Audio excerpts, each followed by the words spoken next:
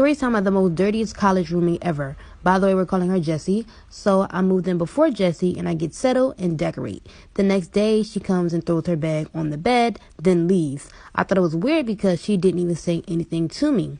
Couple hours later, she comes back and I'm like, hello? And she's like, my bad, and comes give me a hug. She smelled very bad. She starts unpacking all of her clothes and blankets, but they smelled like mildew.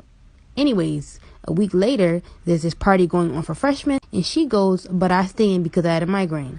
I told her that when she comes back, can she keep the light off? Now it's 2 a.m., and she comes back in very loud, uses the bathroom, then goes to sleep. And now I'm up, so I got up to use the bathroom too. When I sit down on the toilet, I feel something very squishy. It was dark because, like I said, I had a migraine. I get up, turn the light on, and I was sitting in her shit. Part 2 will be up soon.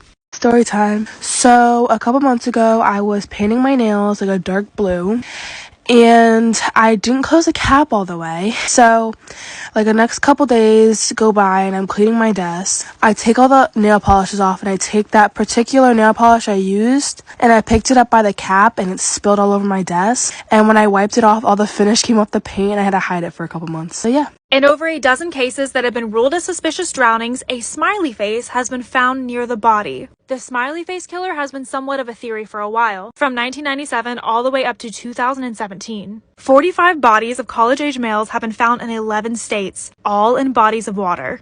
And many of these cases are strikingly similar. While police have just ruled this off as an accidental drowning, New York City detectives Kevin Gannon and Anthony Duarte, both extremely credible sources with about 40 years of combined experience, have been working hard to solve these unsolved cases. They believe for many reasons that police have ignored obvious signs that we have a serial killer or a group of serial killers on our hands, and that they could be potentially responsible for up to 335 cases. All of the victims have been male, college-age, athletic, popular, and high on academic achievements. So they suspect that these murders may be out of jealousy. Almost all of the bodies found show signs of dying on land and come back positive for a roofie drug. So why were these ruled as an accident? Let's look at the cases.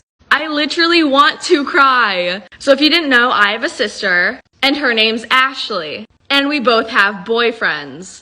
And every night we both fall asleep on the phone with our boyfriends. So one day we're all hanging out and we're like just talking. And my sister's boyfriend looks at me and he's like, you need to stop going into your sister's room in the middle of the night. And I look at him and I'm like, what are you talking about? One time I was behind the register at Victoria's Secret. This customer walks in and immediately everybody spots her as a red flag.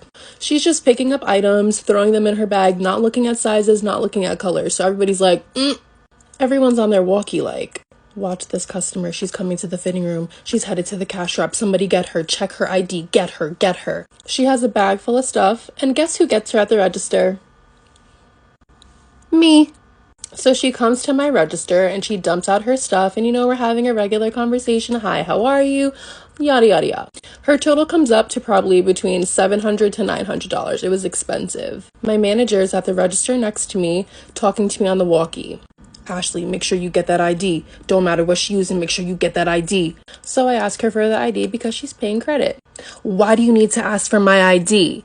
Just take it, run it. I'm like, no ma'am, I'm sorry, I need your ID for the purchase. She starts to raise her voice. Am I the asshole for ruining a pregnancy announcement by telling the woman she may have taken the wrong test? My husband and I recently invited 8 friends for lunch and we were asked if we could also include a new couple, Doug and Sasha. We have never met them before, but everyone who was invited had, so we said sure. At one point during dinner, Sasha needed to use the restroom, and I told her to use the master suite since the other bathroom was occupied. I was helping my husband in the kitchen when Sasha came out of the room bawling and holding something in her hand. At first, I thought she hurt herself, but she said something to Doug that caused him to drop to his knees, cry, and begin kissing her stomach. All of our friends began screaming, jumping, and crying. It was insane. Finally, Sasha tells my husband and I that she is pregnant. Of course, we congratulate both of them, and then I give them a bag to put the pregnancy test in.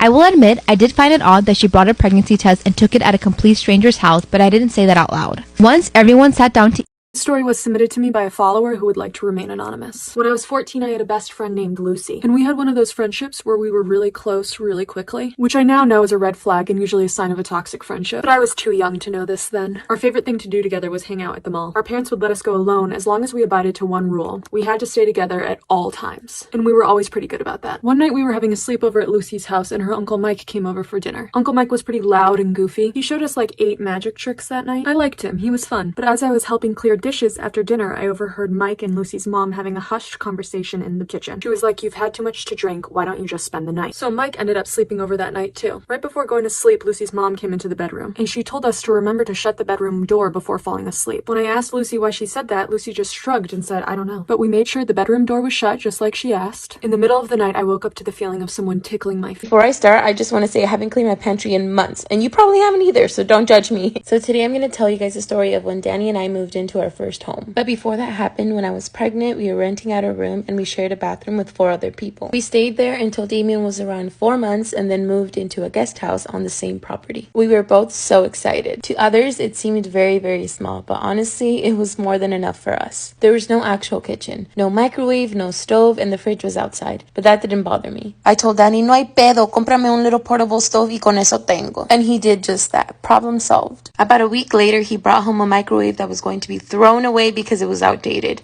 I was like, what? To us, it looked brand new. I remember I helped Danny install it that same day. I don't know how I did it, but I was carrying the microwave. It was so freaking heavy. I didn't care. I just wanted it installed.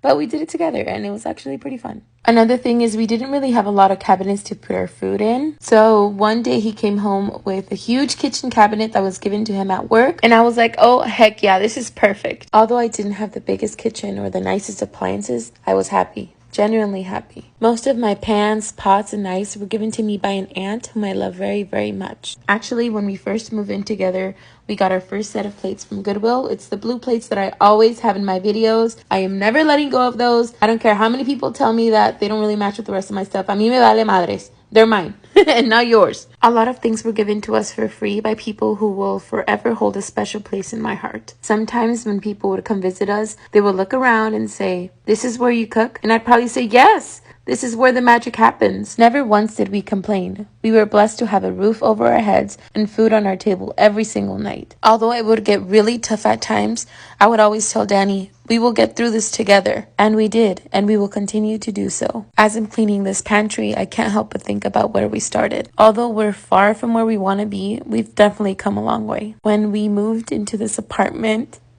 I know. I be in el waterworks. Okay, so like I was saying, when we moved into this apartment, the first thing that I went to was the kitchen. To me, it was perfect. It was like more than I could ever wish for, you know? It has so much cabinet space, a pantry, a dishwasher. Although we don't really use the dishwasher, but I still got excited because I was like, ooh, drying rack. So whenever I read comments like your food probably tastes bad because you're using an electric stove, or you need a bigger fridge, or your kitchen is really small, do you wish you had a bigger one? I immediately think of our first home. I cooked some bomb-ass meals, and I didn't need any of that. I've realized that no matter what you do, people will always have something to say. As long as you're happy with yourself and you're happy with your life, que te valga madres what everybody thinks. So this is what my pantry looks now. It's very nice and clean. I hope you guys really enjoyed my story time. See you guys in the next video. Bye!